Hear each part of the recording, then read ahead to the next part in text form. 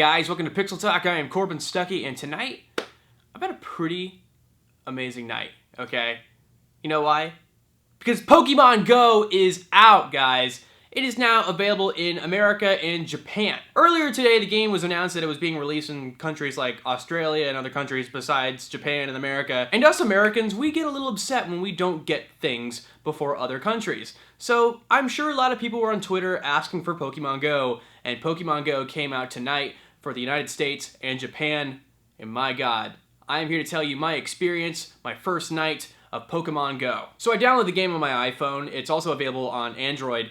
And it reminded me of the old Pokemon games. You are greeted by a professor who tells you, hey, I need your help with collecting Pokemon data for the Pokedex. And you go to certain places in the game to collect data on Pokemon, and that was just in the game, in the older, Game Boy games and Nintendo DS games. But the difference is with this game on your phone, you have to go to physical locations in real life in order to collect data on Pokemon for the Pokedex. What the game has is a GPS that actually scans your area, and it takes references from your area like national monuments, local parks, like public areas. It knows your areas so well, and you have to go to these areas in order to collect items or certain Pokemon. So when you first launch the game, you have the ability to customize your character, and honestly, I don't really care about customization of characters in Pokemon games, but I do have to say, I wasn't really impressed with the customization. There was a select amount of things that you could do to your character. I think you had like maybe 5 colors that you could pick from regarding like hair and eyes and things like that. And you had like maybe 3 or 4 hats you could pick and 3 or 4 styles of clothing that you could pick. So there's not really much customization when it comes to the character, at least from my perspective on my first night of playing this game. Maybe when you play further into the game, maybe you can gain money and buy more stuff in order to customize your character, but as far as my first night playing it, there's not much customization when it comes to your character, but honestly, I don't really care about that whatsoever. I was focused on getting Pokemon in this game. It starts out, you can pick the 3 starter Pokemon from the other Pokemon games: Charmander, Bulbasaur, Squirtle. I picked Charmander because I like Charizard, the Dragon-type Pokemon. Badass. And after that, you can go anywhere you want outside your house or to local places, and you can catch random Pokemon. You just take your phone out, you have a Pokeball, and you flick your finger towards the direction of the Pokemon, and you can attempt to catch that Pokemon and keep it for your own. So basically like the other Pokemon games, but the difference is with this, you are forced to go outside and just explore. That's the beauty of this game, is I actually felt like I was a Pokemon trainer, like going to different locations and stuff like that, and I had actually gone to the end of my street and I almost got hit by a car. That's how like serious it gets when you're going out to explore and catch Pokemon, is you have to go beyond belief and go to these different locations where you think that Pokemon would be. I caught a lot of Pokemon too, probably like 7 or 8 tonight.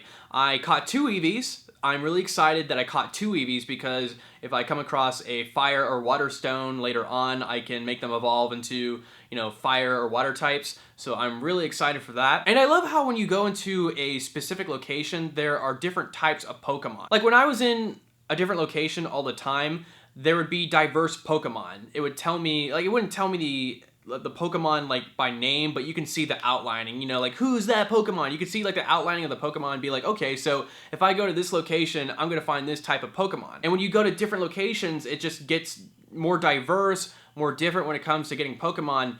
And I absolutely like that. There had to been a lot of programming to this game. And here's another cool thing. I went to the beach, and how my area is, you have to go over a bridge to get to the beach. And while I was in the truck with my dad, I told my dad what was going on. He was very nice to drive me to the beach in order for me to catch Pokemon at the age of 21. I got a lot of crap for that. But as we were going over the bridge, I saw that there was a Magikarp nearby, and I clicked on it, and I was able to catch a Magikarp within the truck because we were going over a bridge, we were near the ocean. So the game actually knows when you're near land or the ocean, and you can catch water-type Pokemon. They put a lot of thought into this game. Also, what I really like about this game is if you have already caught a Pokemon, this is a little example for me. I had already caught a Tangela, and I just didn't want another Tangela, but what I did was I was able to just take a picture of a Tangela at a local park, which I really enjoyed a lot too. I was able to share that on Instagram and Facebook. It was just a really funny picture